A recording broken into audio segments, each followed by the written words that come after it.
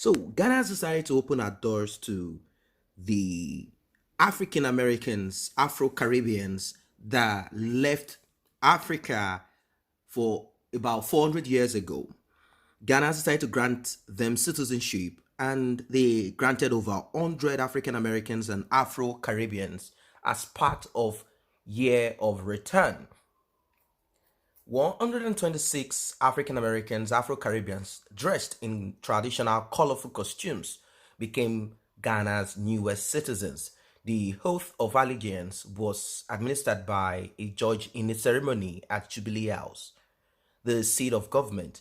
The ceremony is the biggest highlights as Ghana marks 2019 as the year of return. One after the other, the new citizens took turns to shake hands with their president and went on to collect their citizenship certificates. On behalf of the government and people of Ghana, he said, I congratulate you once again on resuming your identity as Ghanaians.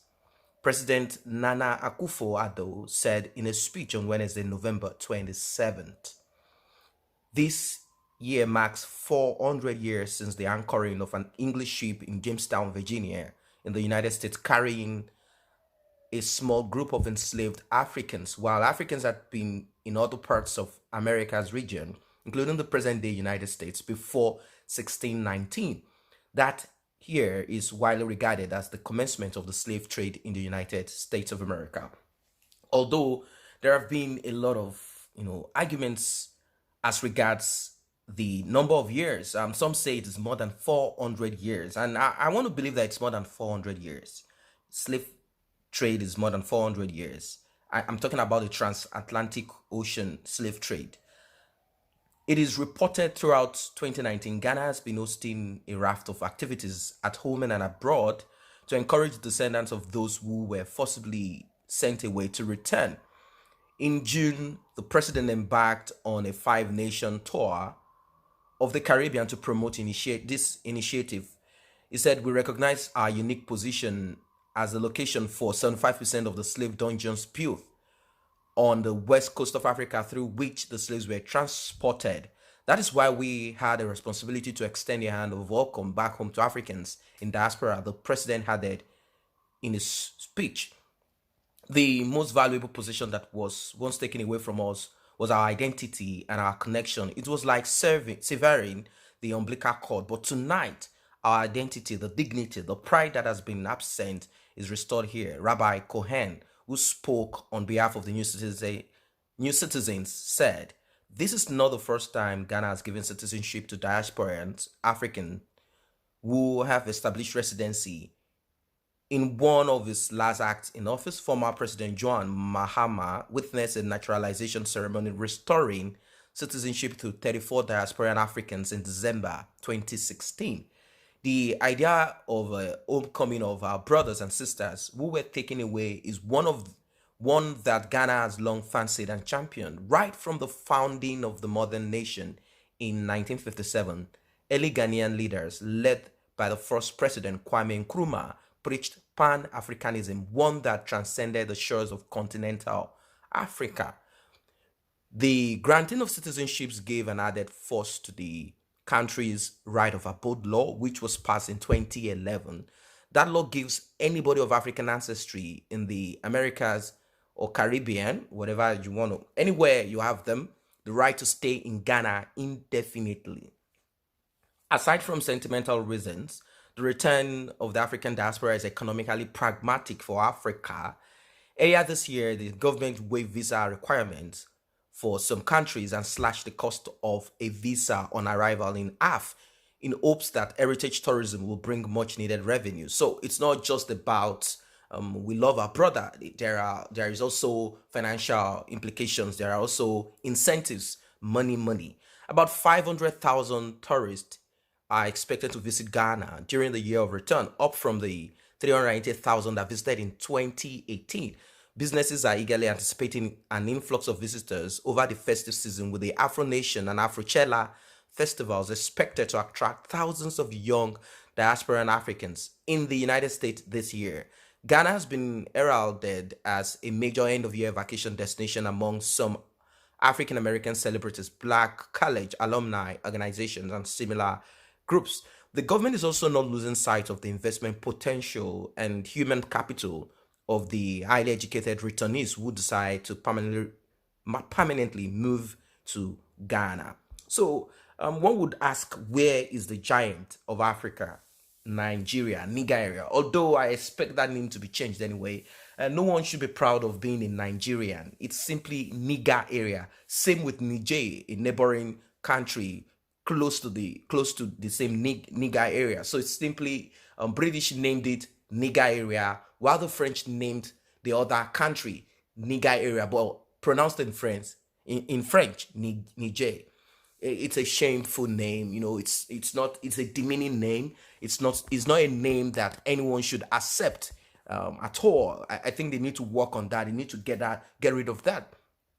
The Senate, I think one of the senators, past senator, he once brought up the bill and he asked for this, for the returnees, African Americans in African Caribbean and the rest of any African that is in diaspora, to be given the opportunity to come into Nigeria. They should have a system where visa will be waived or they will be given permanent residency, something that will put things right in, give them the opportunity to make it easier for them. But it seems Nigeria is not presently interested in that at the moment, as they have issues with internal tribal issues amongst themselves, ethnicity and tribal issues. The North wants to, Nigeria has expired anyway. The name Niger area has expired. That contraption called Niger area has expired 1st of January 2014, because the amalgamation was signed for 100 years and that expired 2014. So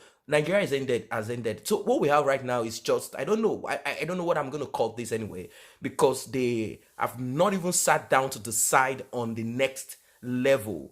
Not at all. They are just clamoring for who is going to become the president, who is going to loot here and there. That is not to say Ghana is also experiencing their upheaval. They have issues with corruption also, and also the issue of someone trying to oust out the president in Ghana. And someone is still saying that this is still going to happen in Ghana, that they are going to experience more of this in Ghana. Some groups of people want to take over the government and kick out the president. Anyway, that being said, I expect and I believe that this diaspora, these African Americans and the rest of them, either British or wherever they are located in the western part of this world, they can return. It's something that is supposed to be embraced. I mean, but then this is their ancestral home before they were stolen away or sold or whatever it is. They should be given the opportunity to come home. But then, because countries have become sovereign in Africa, they might want to do some background check on some characters, because there are some groups of people in America that are even addicts. I'm not talking of just, I'm not being kind of profiling here, that are they are problems themselves over there. I think before they allow them come in, some of them, I'm not saying all of them, they should do a kind of orientation, speak to some of them so they don't bring back that issues that they have as a result of the slave trade and a lot of issues. You need to check how most of them are surviving there, and most of them have turned to institutionalized, how am I going to present this? I mean, they've been brainwashed, or somehow they've been forced. The structure has been put structured in a way that these African Americans do not do any other thing than to involve themselves in crime, because that is what has been pushed down to them. Weapons have been pushed down to them. Crack, drugs, cocaine have been pushed down to them, to their, to where they live. And this has brought about the kind of things you see on TV. And many of them are in prison. Many African American or Africans in America, many of them are in prison, institutionalized. You need to see videos of them being shot at will. So it still shows you that the problem between, let's just simply, racism is still big. Is still a big thing over there. And many of them have risen above all of this, although some of them are still saboteur stooges for the Caucasians. That's not to say you don't embrace certain, embrace certain groups of people. You can, but then we still have to be wary, and you have to always make sure that we change the narrative So I welcome back all of the African Americans, African Afro Caribbeans. You're all welcome back to Africa. Africa is where you are from. Let us build up this nation together. There are certain ideas, there are, you know, principles that you must have, even given to America as it is. Many of them are they are in England, United Kingdom. There are a lot of them doing good. So these ideas can also be brought back to put things right in certain parts of the African government. Most of them are still criminals. They are just like how it is. Corruption is everywhere in America, in the United Kingdom, but it seems many of them want to steal money from Africa and take back to Europe, take them back to America, and all of that. So I think you guys can work on this too and kind of educate many of them and expose many of them, since you are from Europe, you are from America. There are some of you working at the bank. You can expose some of the criminals in Africa that are actually taking money down there, so we can put things right. Africa is for all Africans, notwithstanding your location or wherever you are. Yes, we know we have borders. Yes, there were kingdoms and all of that, but I want the contraption called Nigeria to change its name to a more better name and embrace African Americans. So that is what it is for now. If you're not part of this channel, simply tap on the subscription button and the red notification icon bell. That will automatically make you a member of this channel. Thanks for stopping by.